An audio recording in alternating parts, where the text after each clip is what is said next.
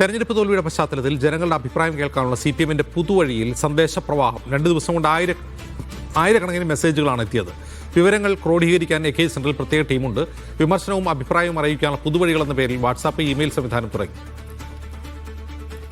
വിജിൻ വായന്തോട് വിവരങ്ങളുമായി ചേരുന്നു. വിജിൻ, സ്വാഭാവികമായും പാർട്ടി അനുഭാവികളും അല്ലാത്തവരും അതിലേക്ക് മെസ്സേജുകൾ അയക്കുന്നുണ്ടാവും. അത് സോർട്ട് ചെയ്യുക എന്നത് വലിയ പണിയല്ലേ?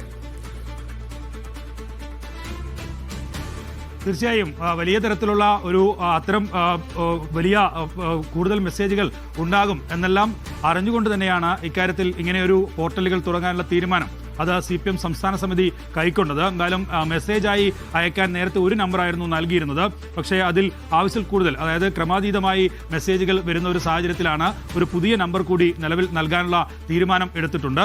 അതിനുള്ള നമ്പർ കൂടി പ്രസിദ്ധീകരിച്ചിട്ടുണ്ട് CPM സംസ്ഥാന കമ്മിറ്റി. എന്തായാലും ഇമെയിൽ വഴി, ഒപ്പം തന്നെ വെബ്സൈറ്റ് വഴി, വാട്സപ്പ് സന്ദേശമായി, ഇങ്ങനെയാണ് ജനങ്ങളുടെ ഇടയിൽ നിന്നും ഒപ്പം തന്നെ പാർട്ടി പ്രവർത്തകരുടെയും അനുഭാവികളുടെയും ഒക്കെ ഇടയിൽ നിന്നുള്ള അഭിപ്രായങ്ങൾ ശേഖരിക്കാൻ CPM സംസ്ഥാന സമിതി തീരുമാനിച്ചത്. അടിത്തട്ടിൽ വരെയുള്ള ഘടകങ്ങളിൽ ചർച്ച ചെയ്ത ശേഷമാണ് തെരഞ്ഞെടുപ്പ് പരാജയത്തിന്റെ ഏകദേശ ഒരു ധാരണയിലേക്ക് CPM എത്തിയത്. അതിന്റെ റിപ്പോർട്ട് സംസ്ഥാന കമ്മിറ്റി തയ്യാറാക്കിയിരുന്നു. അതിന്റെ ഒരു തിരുത്തൽ നടപടിയിലേക്ക് കടക്കുക എന്നതിന്റെ ഭാഗമായിട്ടാണ് നിലവിൽ പുതുവഴികൾ എന്നുള്ള നിലയിൽ വെബ്സൈറ്റും ഒപ്പം തന്നെ ഇമെയിൽ അഡ്രസ്സും വാട്സപ്പ് സന്ദേശം അയക്കാനുള്ള നമ്പറും അത് CPM പ്രസിദ്ധീകരിച്ചത്.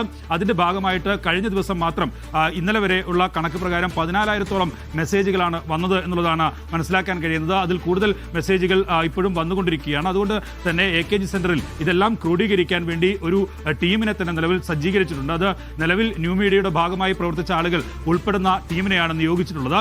ഇവരാണ് ഈ വരുന്ന മെസ്സേജുകൾ സോർട്ട് ചെയ്യുക. വിമർശനങ്ങൾ, കടുത്ത വിമർശനങ്ങൾ, ഒപ്പം തന്നെ CPM തിരിച്ചു വരുന്നതുമായി ബന്ധപ്പെട്ട അഭിപ്രായങ്ങൾ, ഒപ്പം നിർദ്ദേശങ്ങൾ ഉൾപ്പെടെയുള്ളവ ഈ മെസ്സേജുകളിലും ഒപ്പം തന്നെ ഇമെയിൽ വഴി വരുന്ന സന്ദേശങ്ങളിലുമെല്ലാം വരുന്നുണ്ട് എന്നതാണ് CPM കേന്ദ്രങ്ങളിൽ നിന്ന് അറിയാൻ കഴിയുന്നത്. അതായത് കടുത്ത വിമർശനം ചില അനുഭാവികളും ഒപ്പം തന്നെ പ്രവർത്തകരുമൊക്കെ അയക്കുന്നുണ്ട് എന്നുള്ളതുമുണ്ട്. അത്തരം കടുത്ത വിമർശനങ്ങൾ പാർട്ടി ഘടകങ്ങളിൽ തന്നെ ഉണ്ടായിരുന്നു നേരത്തെ. ആ പാർട്ടി ഘടകങ്ങളിലെ വിമർശനങ്ങൾ ഉൾപ്പെടെ എല്ലാം ക്രോഡീകരിച്ചാണ്, അത് പൂർണ്ണമായില്ലെങ്കിലും അങ്ങനെയുള്ള വിമർശനങ്ങൾ ഉൾപ്പെടെ ക്രോഡീകരിച്ചാണ് സംസ്ഥാന കമ്മിറ്റി റിപ്പോർട്ട് തയ്യാറാക്കിയിട്ടുള്ളത്.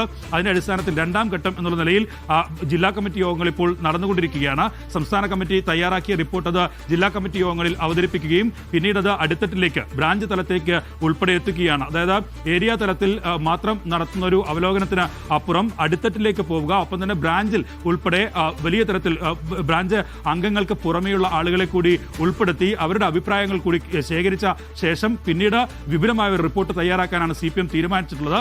അതിനുശേഷം ഓഗസ്റ്റിൽ സംസ്ഥാന കമ്മിറ്റി വിപുലമായ യോഗം ചേർന്ന് അതിൽ പുറത്തുനിന്നുള്ള അംഗങ്ങൾ, ജില്ലാ കമ്മിറ്റിയിലെ പ്രധാനപ്പെട്ട അംഗങ്ങളെ ഉൾപ്പെടുത്തിക്കൊണ്ടുള്ള യോഗം ചേർന്ന് അതിലായിരിക്കും എന്ത് തരത്തിലുള്ള തിരുത്തലുകളുമായി മുന്നോട്ട് പോകണം എന്ന കാര്യത്തിൽ അന്തിമമായ ഒരു തീരുമാനമെടുക്കുക. അതിന്റെ ഭാഗമായിട്ടാണ് പുതുവഴികൾ എന്നുള്ള ഇത്തരം സംവിധാനങ്ങൾ കൂടി CPM പുറത്തിറക്കിയിരിക്കുന്നത്. അതിലാണ് ഇപ്പോൾ സന്ദേശ പ്രവാഹം നടന്നുകൊണ്ടിരിക്കുന്നത്.